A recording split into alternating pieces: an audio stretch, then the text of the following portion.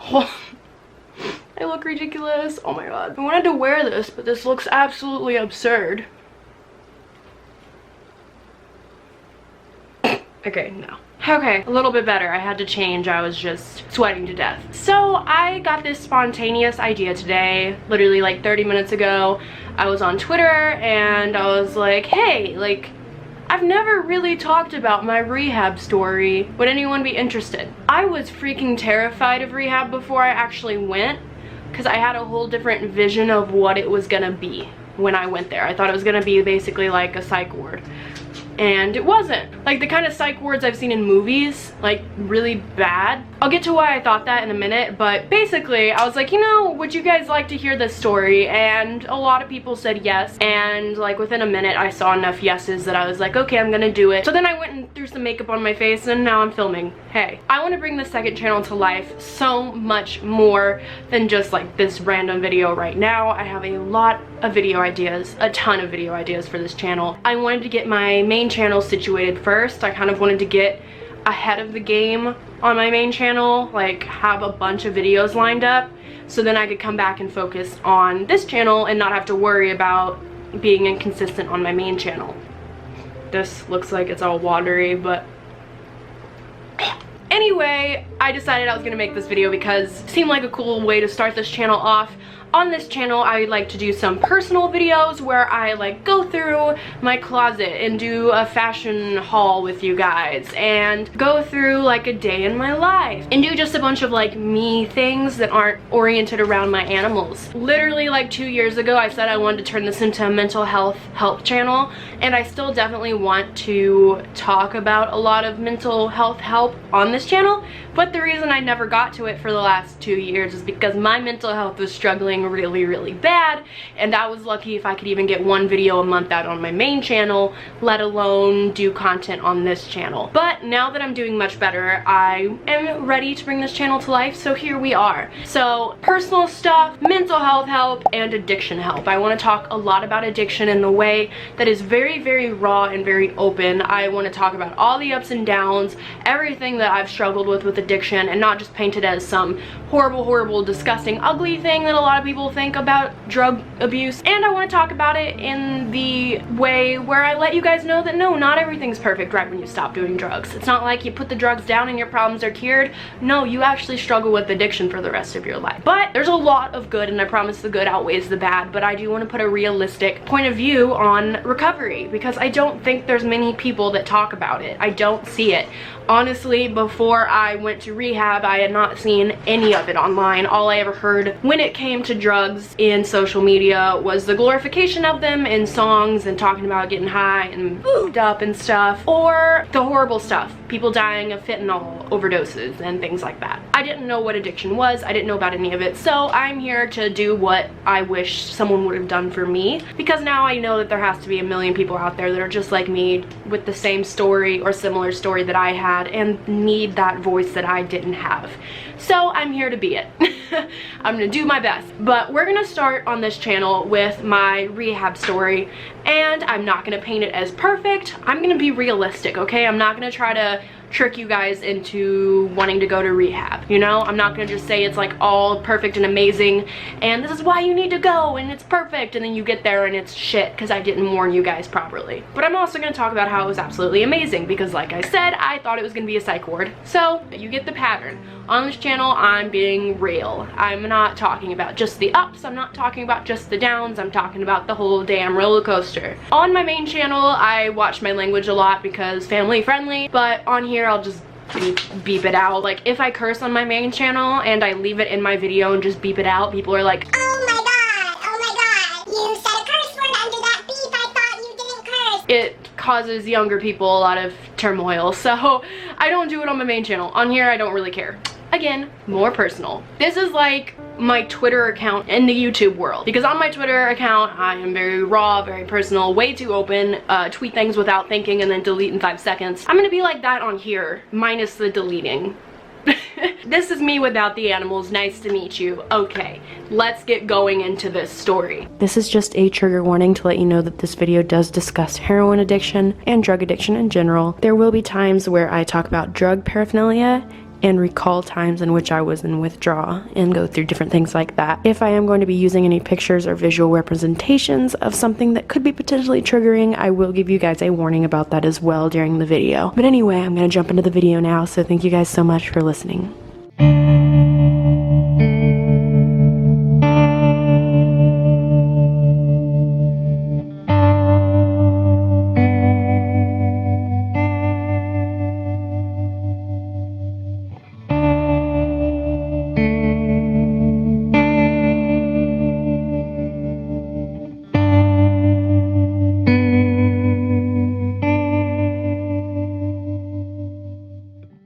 I honestly didn't know how to talk about my initial recovery experience and going to rehab because I was kind of embarrassed about some parts of it.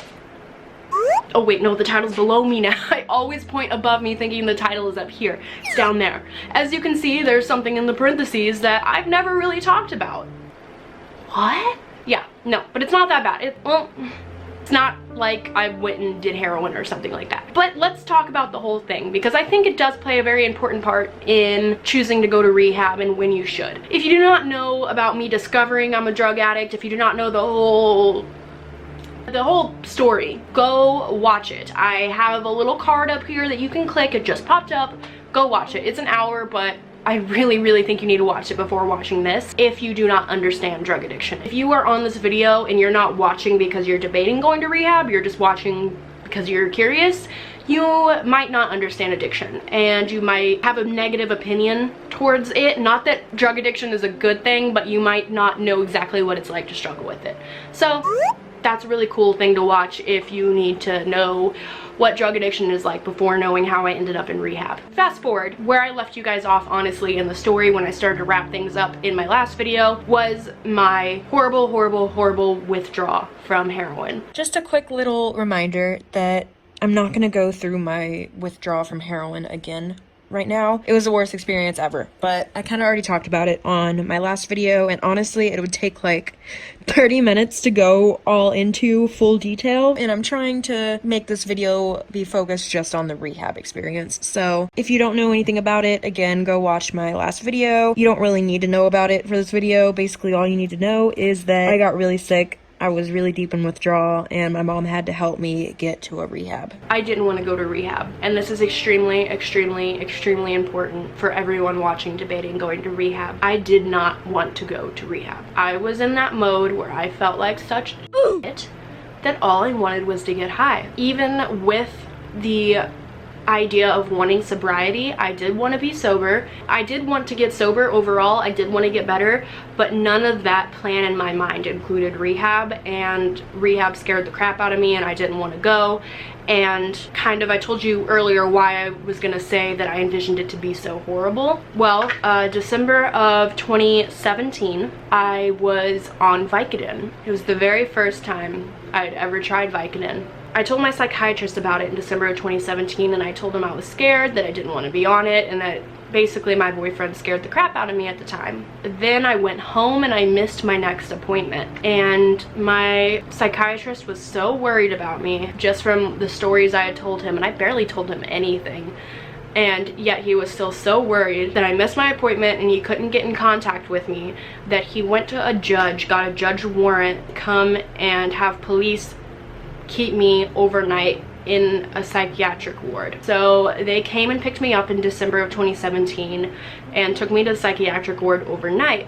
It was supposed to be a 72-hour hold, and they kept me in the detox area. The behavioral hospital was the scariest thing I have ever seen. I stayed there for one night in this nasty little metal bed.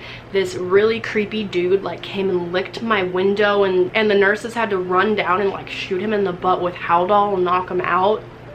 But since I had just barely started trying Vicodin, there wasn't much in my system. By the time I'd gotten there and by the time they p-tested me, there was so little in my system that they weren't concerned I was actually abusing drugs, and they ended up letting me go the following morning. And that's all because they caught me and got me there a little too soon. In my head, that's what rehab was to me. This really scary hospital that was all white and you couldn't leave your room, and super mentally unhealthy people were licking your wall and getting shot in the butt with medicine that makes you to pass out. I could hear the people next door to me puking because they were so sick from detox. It was horrible and I was terrified, and I did not want to ever go back to something like that. So in my head, that's what rehab was, but my mom happened to find a really, really good one is what she kept telling me.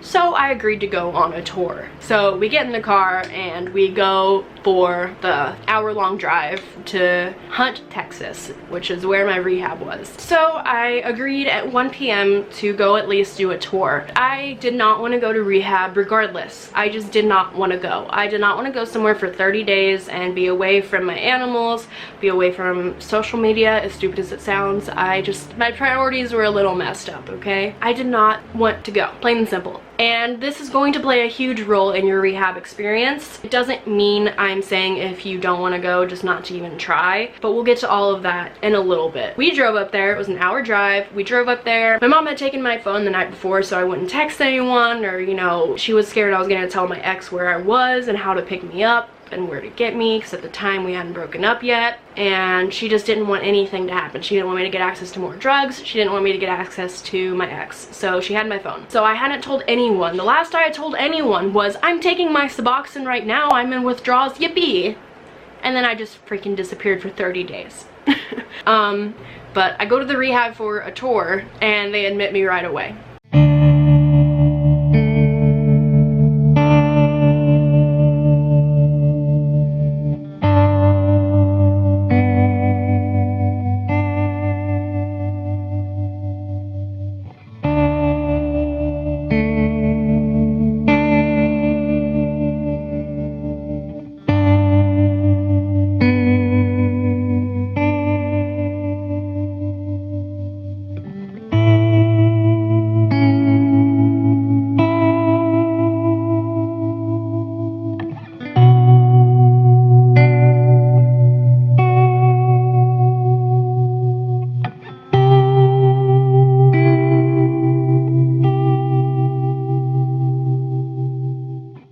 To be fair, I had the choice to admit myself or leave, but I had no phone, I had no car, my mom was my ride. I didn't really feel like I could just say no. Like, what is my mom gonna do, go home and drop me off? Like, that's not gonna happen. So I felt like I had to do it. I didn't feel like I had a choice. I felt like I had to do it. So I admit myself and I'm crying my eyes out. I'm so scared to be there. And they admit me and they bring me to my room, which is in the getting well area. Basically, it's called the SCU, the special care unit, and they put everyone detoxing in that unit, and it's a little building that looks kind of like a hospital, and I imagine this is where I'm gonna stay for all 30 days. It was a little tiny building that had nurses, had a tiny little area like a kitchen with a TV where you could eat yogurt and stuff, and it had your room where you were hooked up to all these monitors and had a little tiny bed. It was freezing cold, you barely had any space, and you had a roommate. And I thought I was gonna be there the whole time, and I thought this is what rehab was, and I was scared. I was like, I can't do this for 30 days. I was entirely convinced and ready to just get my medicine, for them to give me my Suboxone when I actually could take it, to feel good and discharge and get the hell out of there. But my mom did not leave my phone there. Like, at the front desk, she didn't leave my phone, she didn't leave my card, she left me no money, and she took all of it home. So I was stranded in a country area of Texas that had nothing, not even a gas station nearby for like 30 minutes at least in a like driving distance. It was in the middle of nowhere, and if I wanted to discharge myself, I had nowhere to go. I had no money to call people to ask for a ride. I literally had nowhere to go. So I was basically stuck. I could discharge myself, but where the hell would I go? You know? So I was in rehab, not wanting to be in rehab. Now this is where I get to talking to you guys about how I was entirely wrong about my perception of rehab, and how it could actually be absolutely amazing to those who actually want it, and how it can serve a purpose for people who don't want it, like it served a purpose for me, but that it won't be the same experience that you would have if you go into it wanting it. So basically there's 3 experiences you can get from rehab. You can sit there the whole time and just wait to be discharged and use it as a vacation from drugs. Go home and just go back to your normal life like absolutely nothing has changed. Check it off your list that you did rehab and go back to life. You will relapse. 100%. It might not be the day you get home, it might not be the week you get home, but you will relapse because you're not doing anything to treat your illness. You're just at home, back to normal life. You will relapse. The second way you can do it is not really wanting to be there, but being there. Kind of hearing what people have to say, but not really taking it that seriously. But once you leave, continuing to take care of your sobriety and maybe having that eye-opening experience at some point where you continue to work on yourself. It just didn't necessarily happen in rehab. That's what I did. Then there's the third experience you could have where you go in, you actually listen, you take part in things, you take the doctor's recommendations, you do the work, you leave and you continue the work and you do amazing. That's what I wish I could have had, and that's what a lot of you can have. It just really depends on how you handle the rehab. So I'm gonna branch out of just my thoughts and what I wanted from rehab and start talking to you guys about what they had to offer, and then I will go back into my personal experience with it all.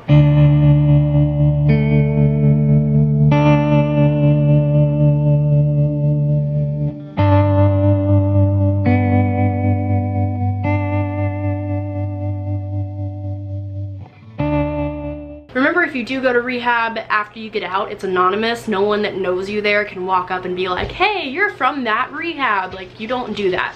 That's not what you do to people who are recovering. You don't call them out in public. That's a horrible thing to do. Like, you don't walk in, see them working at, you know, Chick-fil-A and be like, I know you from rehab. How you doing with your drug addiction, buddy? You don't out people like that. That's wrong. But if the person outs themselves, that's fine. There's a difference. So I personally am trying to be a public figure that is for recovery and talking about it. I'm obviously very open with my addiction, so I'm okay with talking about what rehab I went to.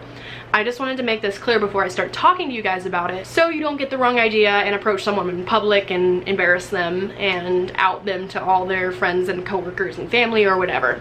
I went to a rehab called La Hacienda, and it is a very, very, very, very renowned rehab in America. And Dr. Phil used to send the people that went on his show suffering with drug addiction to La Hacienda. Basically, when I went there, I thought I was going to the ranch, and that's all I kept talking about. When I got there, I went to sleep because I was depressed.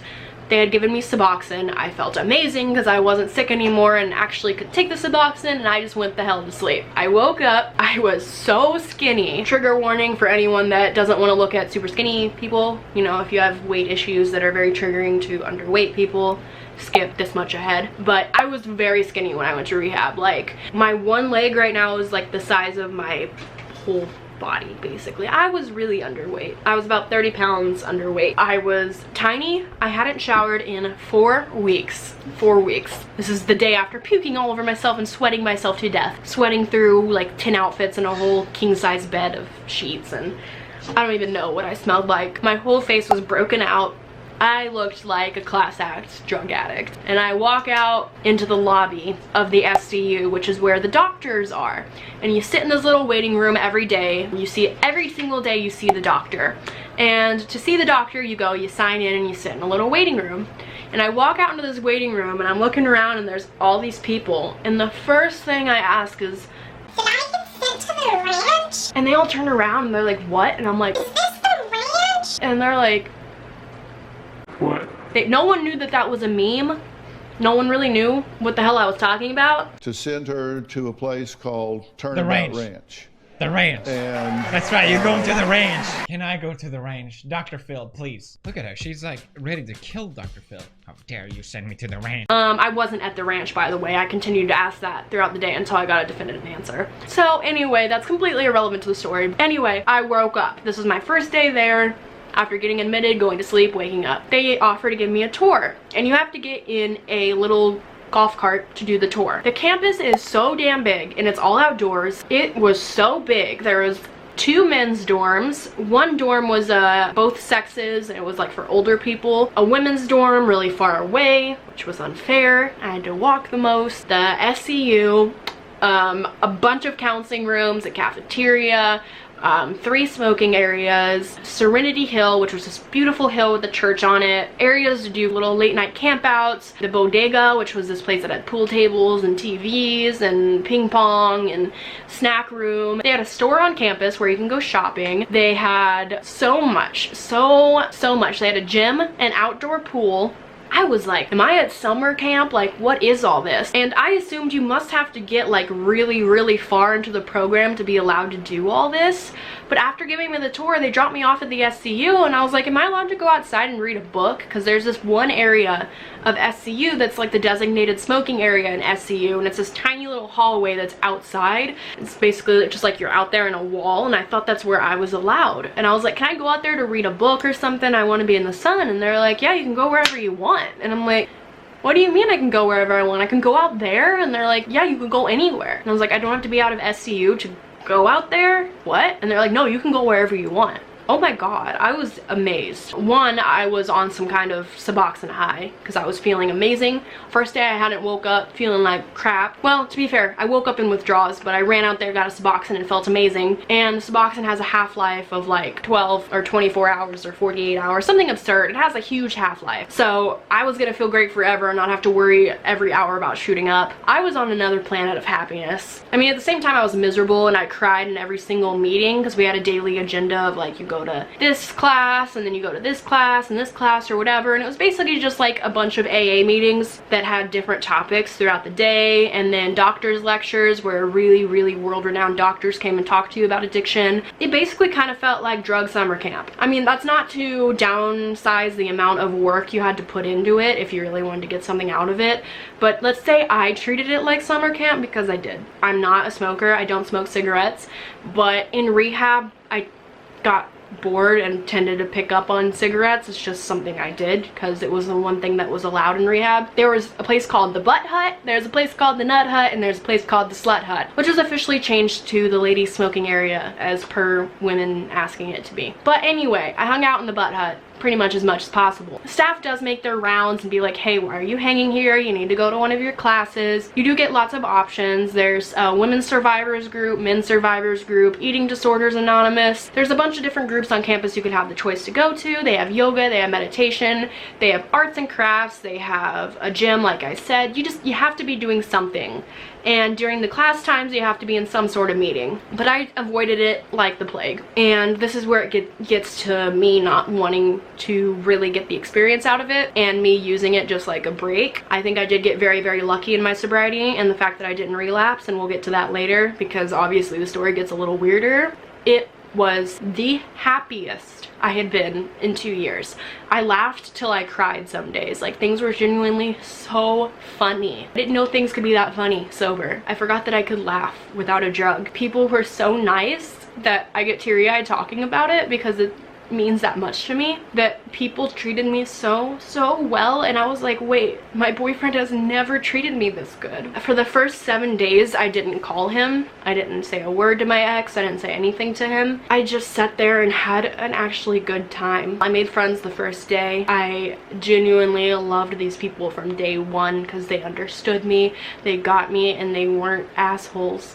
They were kind, they were caring, they were so considerate, they wanted to hear what I had to say and were so responsive and actually talked back. My ex and I didn't laugh together much. We didn't really talk much. He didn't respond to anything I said. Like, I could go really in depth about my emotions and how I feel, and he would just sit there silent, and I'd have to like pull everything out of him. And it was just so amazing to sit there and talk to people that actually treated me like a human and made me feel like I had value, and it was so amazing. But about 7 days into it, I ended up calling him, and we'll get to that in a minute. So they only kept me on Suboxone for 3 days. The first day I was there, they did 8 milligrams. The second day they did 4, and the next day they did 2 milligrams, and then I was off of it. After 6 days, I got moved out of SCU, and I got put in a dorm, which was amazing. It was a little cute cabin with a really comfy bed, and I had my own desk and my own bathroom with a big old mirror and a shower and a closet. And the women's dorm had a little lounge with a TV in it, and coffee area, and a laundry room. It was so cute. Then we get into this thing called post-acute withdrawal syndrome. Basically, I felt amazing about the first 7 to 10 days I was there. Super happy, you couldn't get me down, constantly making friends, couldn't stop talking, didn't really take any of the classes seriously because I was just too busy having a good time. I got a little scooter that I rode around. It was a electric scooter that I rode the whole campus around because I have a joint disorder and I couldn't walk The campus was so big, I literally could not walk and make it to classes and stuff. So I had a little scooter and I was just zooming around. It was really, really fun the first 7 to 10 days. And I stopped worrying about trying to leave. I kept telling myself, oh, I'm gonna, you know, be here one more day and then I'll leave. Like, I just kept putting it off in my head. And then we get to day 13 to 14, and this is when post-acute withdrawal syndrome normally sets in for people. So just know this is entirely normal if you go through this. Now, pause can actually go on for like up to 2 years, but it normally sets in after about 2 weeks of recovery. And this is where you start to get withdrawal symptoms, normally affecting you emotionally, but also some physical withdrawal symptoms resurface. But a lot of emotional withdrawal symptoms start to come back and show themselves again, even though you've already gotten through the withdrawals. And this is just your body kind of starting to accept the fact that, hey, I'm sober and I don't understand this. And your brain trying to say, hey, why did you stop putting this thing in your body that gave us all these cool chemicals, and where is it? And we feel like shit without it, hey. And your brain just floods you with really crappy feelings because it wants to remind you that you need to pick up that drug and give it to your brain so your brain can feel okay again. And it feels like crap. And this is right when I barely started to maybe kind of take things seriously. Literally like 10 to 12 days in, I finally started listening in class a little bit more, kind of accepting the fact that maybe I am powerless to all drugs, because when I got there I thought heroin was my only problem, and that when I got home I could have fun and do cocaine, and that I could do any other kind of drug that wasn't an opiate, and that I could drink all I want as long as I don't touch opiates. And the very first step is admitting you're powerless to alcohol and drugs, and if you don't accept that, you will relapse. And I was just there hell-bent on, I'm 22, I'm gonna drink, I can't accept the fact that I'm not gonna do coke again, blah blah blah. And then like 10 to 12 days in, I started to think it was kind of weird to obsess over the one thing I couldn't do in life, which was do other drugs and drink. There's an abundance of things that have just been given back to me. Basically my entire life has just been given back to me, and the one thing I was focused on is that I can't drink and that I can't do other drugs. So then it kind of hit me that, hey, maybe I am powerless to all of them. If I'm this obsessed over it, maybe that's kind of proving their point.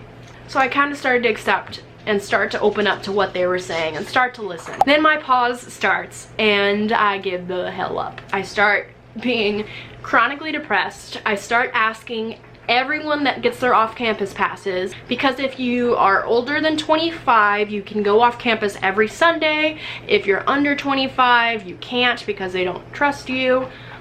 Whatever. Granted, even the adults had to have a valid reason. They couldn't just be like, I'm going off campus to go watch a movie. They had to have like some kind of reason, but we couldn't go off at all. And then also every Monday was the Walmart run, where 2 people over 25 would drive to Walmart for us and buy us whatever we wanted. We'd write down a list, give them money, they'd go get it and bring it back. So if you're over 25, you can go off campus. So I started asking everyone off campus if they could bring me something that would make me feel better, just anything. And some of them would try and fail and try and fail, and I was just basically trying to sabotage myself. I have a very, very, very hard time with rejection. I constantly feel like I don't belong somewhere, and if someone even tries to accept me into something, I will try to prove myself right by ruining it for me. I try to avoid rejection at all costs, even if it means kicking myself out before they can kick me out. And basically I was in that mindset again with the post-acute withdrawal syndrome, where I just felt like shit. So I was gonna make my life hell just because. It's kind of like when you feel sad and you listen to sad music and make it worse. I was just throwing a big pity party for myself in my brain, and I was sad, so I was just gonna be as sad as I possibly could. And I was chronically crying. I'd get so uncomfortable in every single AA meeting or NA meeting when they would talk about drugs and alcohol. It just made me so uncomfortable, because in my brain I'd start obsessing about the thoughts of using. I would stare at everyone's veins every time they talk and just think, damn, like I wish I had your veins. And I was in a horrible, horrible mindset. Anyway, I was very, very honest about that in my one-on-one meetings. I told my therapist that I had a one-on-one with. Once a week I did a one-on-one with her, and then every single day I had a group session with her, and we'd talk about our feelings and our cravings and all that stuff and coping mechanisms and all that. Basically, I told her that I'm scared scared to even try to get better because I think I'm just gonna relapse. I was so focused on this one thing they always told us in rehab, which is if you don't feel ready, you're not gonna be ready and you're gonna relapse. If you're not ready, you can't force yourself to be ready. And I think I took that theory a little too far. Instead of sitting on it and deciding if I wanted to be ready, I was just like, you know what, I wasn't ready when I came here and they said that, so that's basically an excuse to relapse. I was looking for any reason to validate why I felt so bad being sober, when the main reason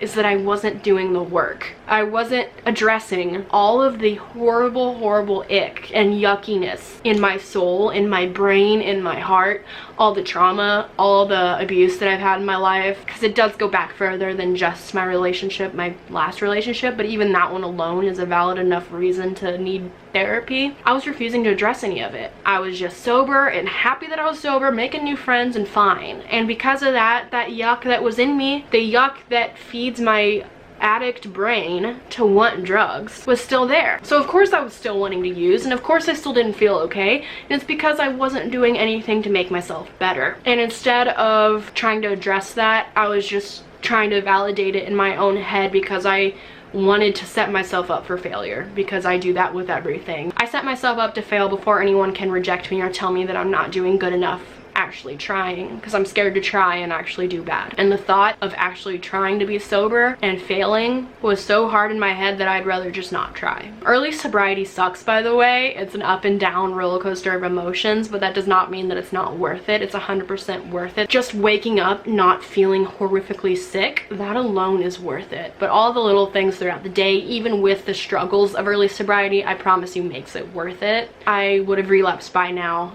if I didn't mean that, and if that was not true, I would not be trying to be sober. And I think y'all know that there's a million things about sobriety that are worth it. Not being sick, not being a slave to a drug, not being miserable. You lose the high after a week and then just become dependent on the drug to feel well. Not digging around your body, destroying your veins, not getting diseases that can last a lifetime, killing your body, dying, losing your friends, losing your family, losing all your money, losing your house, losing your career. There's a million reasons not to use drugs, and there's a million reasons why sobriety is worth it, even if early sobriety sucks.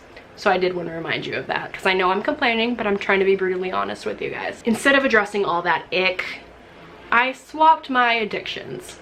This is actually a very common thing addicts do. So this is a very weird thing to talk about. But the first thing I did, the first way I swapped my addiction, was I went to food. I can't eat gluten. I have celiac disease, so I have not eaten gluten since I was in 7th grade. Anytime I've tried to eat it since then, I've gotten profusely ill, and it's just not worth it. It's gotten to the point where I'm completely used to being gluten-free, and I don't care. Like, I don't miss gluten because I know all of my alternatives that I can have that I find particularly just as tasty. But in rehab, I was miserable and I wanted to get some kind of rush, and I needed to swap my addiction for something else. So I started stuffing my face with food. We had a computer area there, so I would order Domino's and eat a crap ton of gluten-filled cinnamon sticks and pizza, and it gave me this amazing rush and also gave me this amazingly horrible stomach ache. Wow. But I kept trying to pretend that the stomach ache was just from the withdrawals and that it wasn't because of gluten, but it became pretty apparent pretty quick. My face broke out again, and I was finally having perfectly clear skin. I was off the drugs and my skin was flawless, and I ate gluten and it broke out, and I was like, nah, this is normal. Like,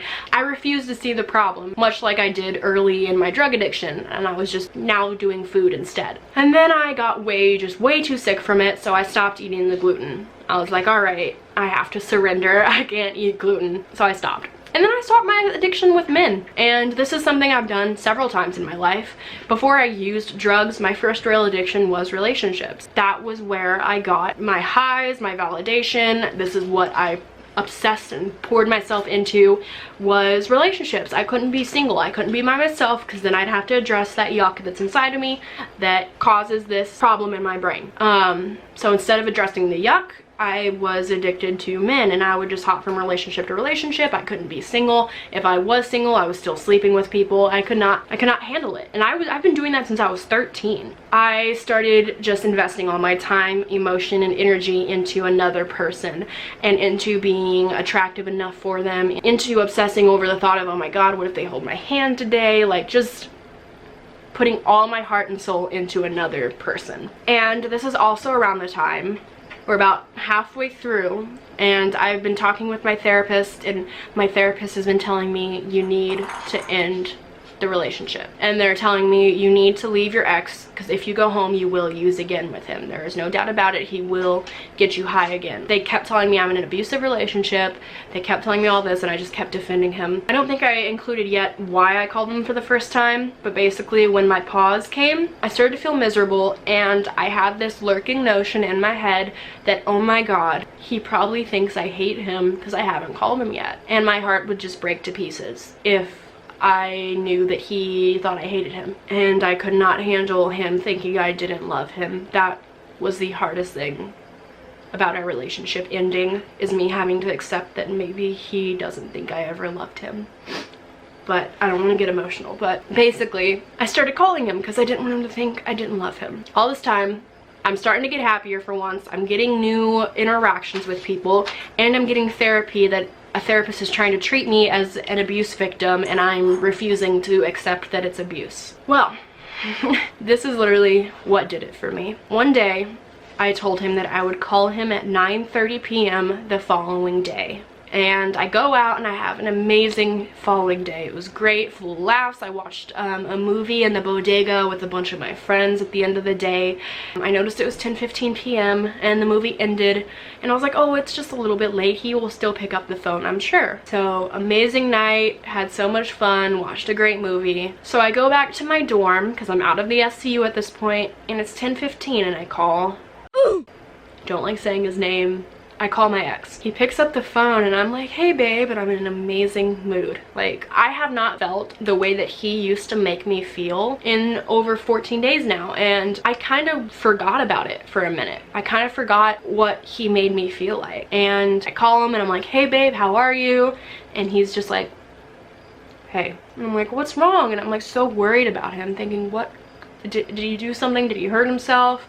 Is he like having a bad day? And I'm like, what's wrong? I'm here for you. Tell me about your day, blah blah blah. And he's like, still kind of makes me cry because it hurt me so bad. But I'm like, what's wrong? And he's like, you f***ing said that you would call me at 9:30 and it's 10:15 and I'm sitting around wondering what the f*** you're doing, and you're just sitting around with other people. You don't even care enough to come and call me. You're just forgetting about me. You're probably talking to other men. You don't give a shit about me. And I just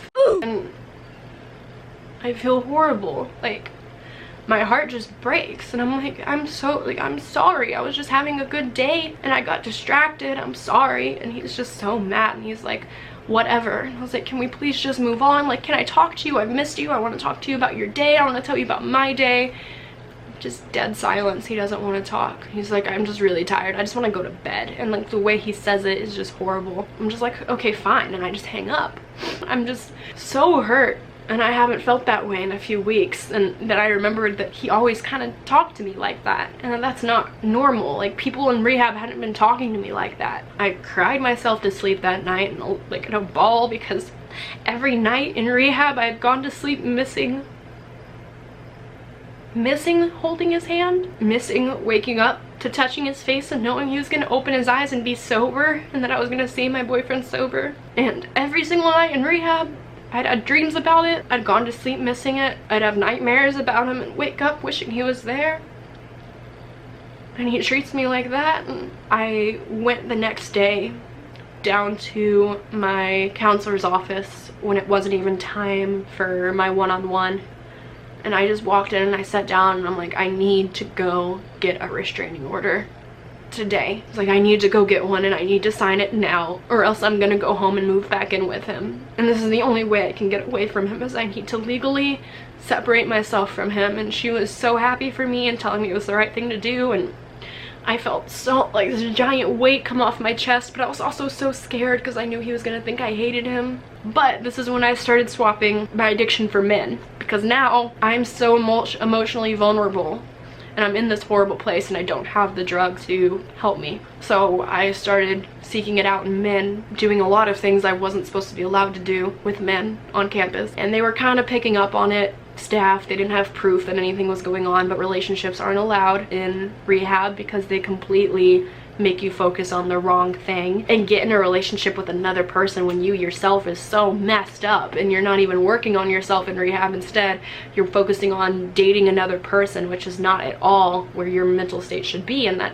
makes complete sense, is entirely fair, but also it's entirely common for an addict to do that, which is why those rules exist. And so they put me on a behavioral contract and basically said if they catch me doing anything with any guy or just hanging out with a guy too much, that I'm going to be immediately transferred to an all-women's facility. And it got to the point where they told me I needed to go to the all-women's facility, and I refused, and I said, if you make me leave, I'm just going to discharge myself and I'm going to leave. I'm not going to a women's facility. I didn't have the drugs at the time, and I just left this relationship. I thought I'd never leave, and now the thought of not having a man around to validate me was just, I couldn't do it. Because at this point I wasn't in rehab to learn or get better. I was heartbroken, and that's all I could think about. They basically said that they were gonna let me stay and give me one more chance, but if I do anything wrong at all, it doesn't matter what it is, that I will be immediately discharged. And it's not because they don't like me, it's because I'm not being beneficial to the environment or whatever.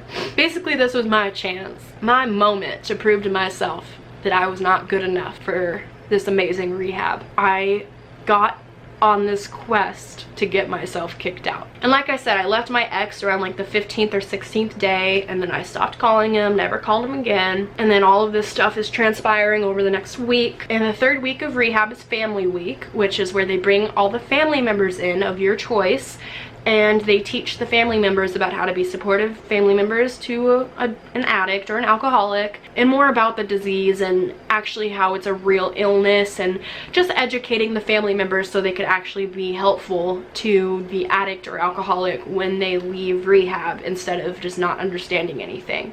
And they also provide therapy sessions, like one-on-one with the mom or their dad and the addict, and it's a really good week that's super beneficial to family members who don't understand addiction.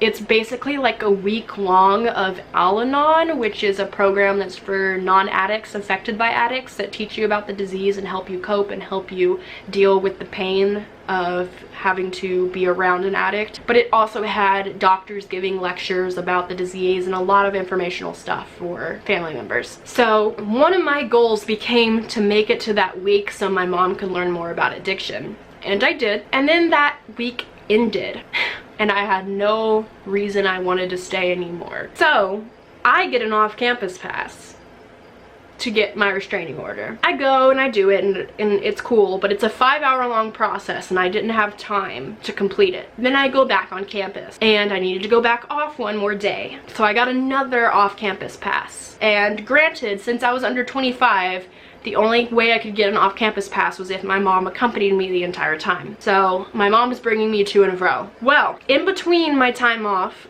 a friend had come up to me. She was actually my roommate, and she had been asking me the entire time I was there. She was the only other IV heroin addict in my rehab, so I think that's why they paired us together, which was cool, so we could like bond. But it was also a little dangerous because she really wanted to relapse and she kept asking me for stuff, and then when I wanted to relapse, I'd ask her to try to get stuff off campus. It was just a bad cycle in that sense. Well, she asked me to go get her some kratom the next time I was off campus. I asked her if it was allowed, and she didn't know for sure, but she was like, you won't get in trouble, just bring it. She's like, I'm pretty sure it's allowed because it's legal. You can get it at smoke shops. There's, you know, they're allowed to bring cigarettes. Why wouldn't you be allowed to have kratom? Blah, blah, blah. And she asked me to bring her some. I go to the smoke shop. I buy everyone cigarettes because people would ask me to buy them stuff when I got off campus. So I was buying everyone cigarettes, and I bought 4 vials of kratom. And I go back on campus and I tell freaking everyone that I got kratom, which is where, looking back, I feel like I wanted someone to be uncomfortable and I wanted someone to kick me out. If you don't know what kratom is a legal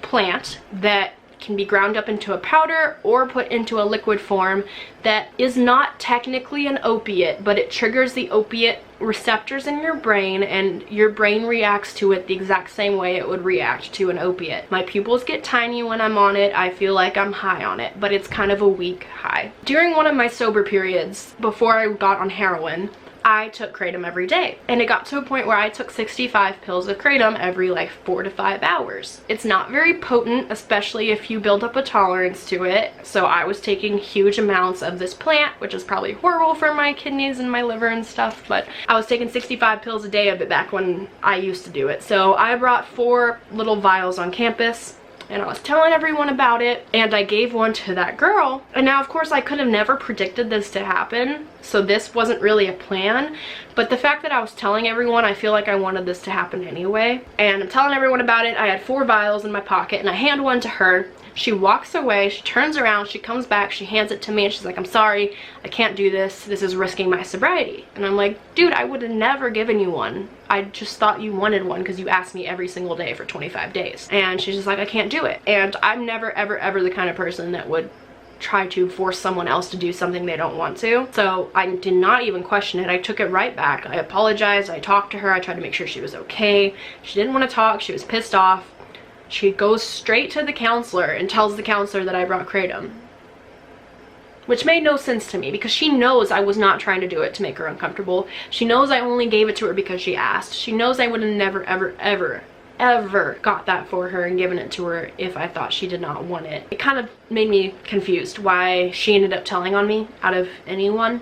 But she went and she told on me, and my friend overheard that she told on me, and he runs up to me and he's like, "You need to hide whatever kratom is in your room because they're going to search it right now, and they're going to also strip search you." Apparently kratom is not allowed because people do get addicted to it, apparently. I don't know about this part. I don't know the science behind it, because I do personally know that when I stopped taking kratom, I was fine. I experienced no withdrawal symptoms whatsoever. But I also do know I took an unhealthy amount, that my tolerance built really fast to it, and that it's something I need to avoid now. I didn't know it was that frowned upon. I really didn't. But anyway, I go and I hide all of them in a bush. They strip search me, they look through my whole room, and I admit to bringing it, but I also didn't say I had any left because I didn't want them to take them from me, because at this point I was so stressed that I wanted to use them because that's how I cope with things, because drug addict. And they search all my stuff, they don't find anything, but I do admit to it, and I keep the girl out of it. I don't say anything about her wanting me to bring it, because at this point, if I'm gonna be in trouble, it doesn't matter if she told me or not. I'm gonna be in trouble anyway. And she was getting released the next morning, and I didn't want to screw that up for her, so I didn't bring her into it. I said it was all my idea, that I brought it, blah blah blah. I was trying to be a nice, decent friend, even though she freaked out and told on me, because I figured she's an addict, she's struggling, she thought she wanted it, and then she didn't feel safe. I'm not gonna get mad at her because of that. So I take the blame, and they said they needed to have a meeting and the next morning and decide what they're gonna do. And I honestly thought they were just gonna take away my off-campus pass. But come next morning, they kicked me out and told me I had to go home. I actually am thankful for this, and I will tell you why. If I would have completed treatment, done all 30 days, I did 26 days. If I would have done all 30 days, I would have gone back to my house and moved back home alone. I did 26 days and was not planning to leave, so I couldn't set up my ride, I couldn't set up where I was going. I was abruptly sent home, but instead of sending me home, they sent me to sober living. And I honestly think this is what really, really helped me in early sobriety. I obviously didn't take rehab very seriously, but it was long enough for me to get sober and at least recognize that I did not want to go back to using. I did have conflicting thoughts some days. That's what addicts do. To this day, I still struggle not relapsing. That's what addicts do. But I realized that I didn't want that life.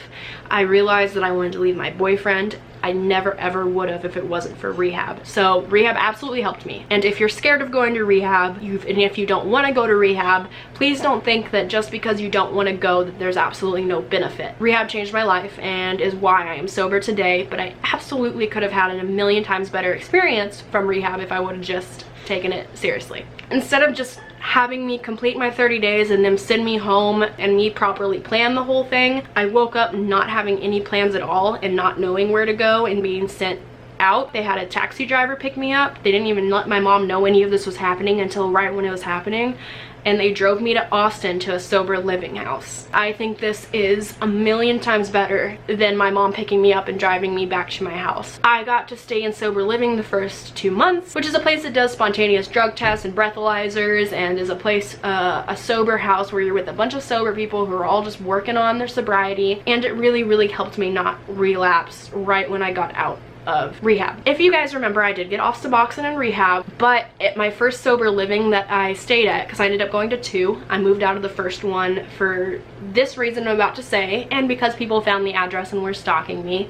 But my roommate ended up trying to drive me to a heroin drug deal, and it freaked me out, and I almost did it, and I was so scared of using that I got on Suboxone to try to help me maintenance my early sobriety. So I moved out because 1, I was very uncomfortable with everything that had just happened with that, and 2, people were stalking me, and 3, they did not allow Suboxone in that house. That's my insane, super long story from rehab to now. I really did sum up the sober living one. I can do another story about my sober living experience. This did have a lot about my own personal experience, but overall I want to go back real quick and talk about a lot of the pros. Basically, rehab is a 30-day program. It can be 90. Just know if they do recommend 90 that it actually is extremely beneficial to do 90 days. It takes 90 days for your brain to fully reset from drug addiction and kind of heal. 30 days is basically just learning the basic stepping stones to it. 90 days gives you a much better chance at sobriety. They wanted me to do 90 days and I didn't, and that's another reason I think this has been a miracle that I've stayed sober. I'm very much more committed to my sobriety now. I'm doing IOP, I'm doing my meetings, I'm doing therapies, multiple therapies. I am really diving deep. I have a sponsor and a mentor. I am being very serious about my recovery now, but I think it's a miracle that I did stay sober long enough to get to this point. Somehow everything just worked out great, but that's not always going to be the case, and that's why I highly recommend, if they think you need 90 days, to maybe consider it, but to at least do the 30, to at least give rehab a try. The absolute worst thing possible that you can get out of rehab is a 30-day break from drug abuse, which is still something amazing. And the absolute best thing you can get out of it is being able to be fully present and fully taking in the program, learning about your illness, learning how to treat it, getting all this yuck out of you, getting therapy, getting help, dealing with your emotions, addressing it, discovering actual happiness. There's so much amazing things that could come out of rehab, and I highly recommend, if you can take it seriously, to take it seriously. If I knew what I know now, if I was in the place that I am now, I would 100% be able to take it much more seriously. If God forbid I ever end up back into rehab, I know it'll be a completely different experience. But I'm really hoping that my experience was enough to help me, and now with my continued treatment out of rehab, my IOP and all this stuff, I really hope I can maintain my sobriety and not have to go back to anything like that. When you guys get out of rehab, you cannot just be done and check it off your list. That will not keep you sober. That's like, let's say diabetes, for example. That's like going and getting diagnosed with it and taking 1 insulin shot and thinking you're cured. You have to continue it. You have to continue up with the maintenance of your illness. And if when you get out of rehab you just think that that was your cure, it was not. That was your beginning steps. That was introducing sobriety into your life, but that was not the cure. There is no cure for addiction. You'll always be an addict, but you can absolutely be a recovering, or even a recovered, people like to say they're recovered addict. I personally have no problem with the term recovered addict, but I personally will never use it for myself. I will say I'm recovering always, but that's only because in my brain, if I ever stop getting help for this, I will go back to using one day. Whatever makes you feel better, you're more than welcome to use whatever terminology works for you. But just know that once you get out of rehab, now you have to, you know, go to AA or NA or whatever program you like. Maybe do intensive outpatient in early recovery, but you don't have to. See a therapist. Recovery looks different for everyone, but what it does consist of is working on your disease or your illness or whatever you want to call it. I don't really care what you call it. A lot of people like to argue if it's a disease or not. I personally think doctors and scientists and stuff have proven it's a disease a million times over, but if you don't think it is one, I don't care.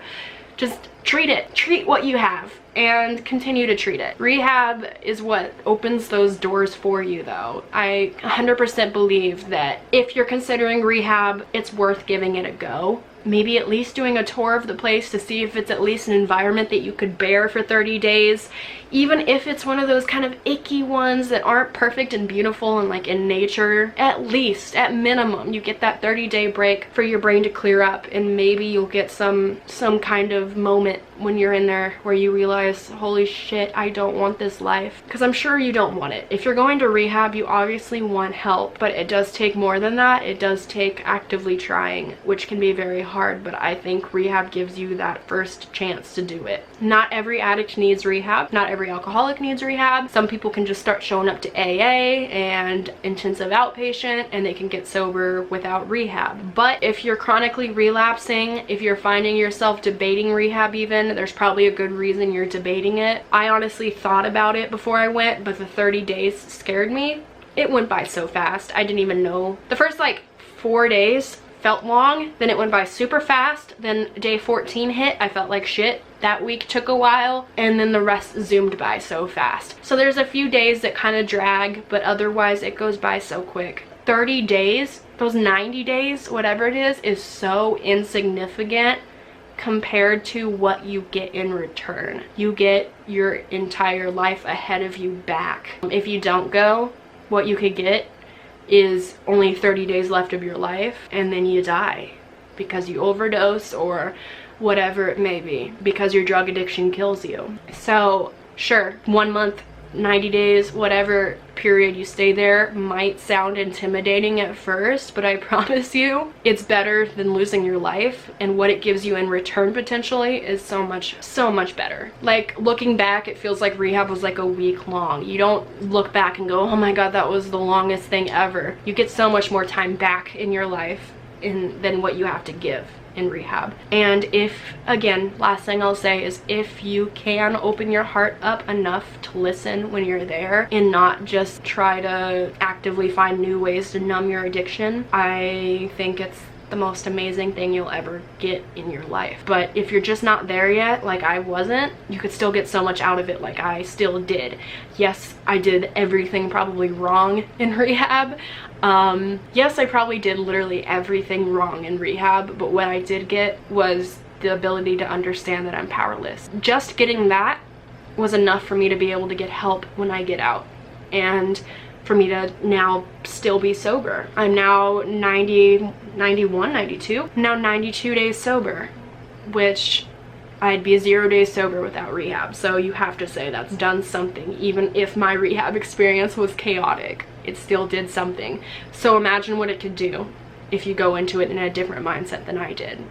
Just saying. Hope that was kind of insightful. I know my experience wasn't the most ideal, perfect experience, and I couldn't give you sunshine and rainbows about it, but I hope it was a realistic look on it and all the emotional ups and downs you go through during it. Potentially, it could be so much better for you, I promise. So many people had an amazing experience while I was there, and then other people did have my similar experience when I was there. But either way, it's been beneficial. So that's basically the argument that I'm trying to serve, is that there's no way that it can make your life worse, and that the time you give for what you can get in return is nothing. Like, it'll go by so quick, and if it can save your life, why not try? If anything, even if I went home and relapsed hypothetically and went right back on drugs, it taught me what addiction was in rehab, and I never knew addiction was actually like disease of my mind. Like, I really thought I was just crazy and couldn't put it down and was stubborn and weak and stupid, and that all these other people around me were smart enough not to pick up drugs and could put them down, while I was a stupid idiot that couldn't stop.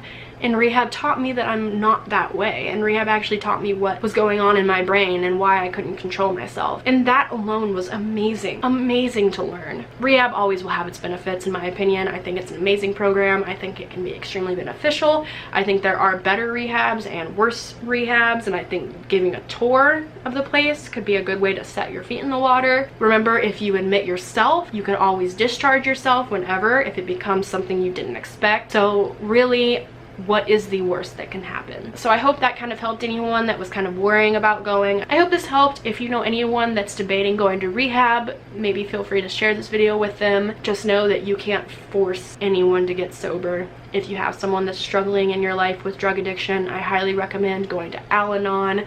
It's a program for you, not the addict, that will help you get some tips on how to deal with the addict, help you deal with your emotional trauma and your pain that you have because of what you've had to witness with the addict, help you heal from that. Al-Anon absolutely does not tell you that you need to have the addict in your life. It just helps you deal with the addict, helps you understand addiction, helps you understand your fault in this, which is nothing. You can't control the addict, you can't make the addict, you can't stop the addict.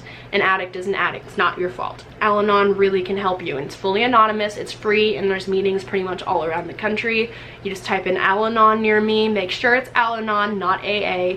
It can really be helpful and insightful for you and help you heal. There's also Al-Ateen for people ages like 7 to 18. It's targeted towards the younger audience. Now, Al-Anon is open for all ages, doesn't matter, all ages, all races, all sexualities, they don't discriminate. Al-Ateen is more focused and oriented towards younger kids. So there's resources out there for everyone. If you're addicted to love, if you're addicted to gambling, if you're addicted, whatever it is, there's places out there. There's Sex, Love, and Addicts Anonymous. There's programs for everyone. There's help for everyone struggling with addiction. You just gotta get out there. And I believe in all of you. I know that's so cheesy and corny and I sound so like but this is the toughest battle of my entire life, and I cannot tell you how hard it's been to stay sober, even though there's not even an ounce of me that wants that life back and that hell back and that girl that was soulless and lifeless back. I still have ick inside of me. I still have yuck. I still have that darkness inside of me, and because of that, I still struggle not going back, because that's what the disease in my brain says. It says, I see this ick in you, this is how you fix it, drugs, drugs, drugs, drugs, drugs. Even though I say I don't want that, I know what it's gonna bring to my life, my brain is still like drugs, drugs, drugs, drugs, drugs. So it's been very hard some days, but I love, love, love, love that I have this platform, because I can do something good with this yucky thing that I'm struggling with. Deal with that grossness inside of you, address it, open up, ask for help from others, and you will achieve sobriety one day, even if you failed today. Take it one day at a time, keep standing back up. I believe in you guys, and I love you guys. Okay.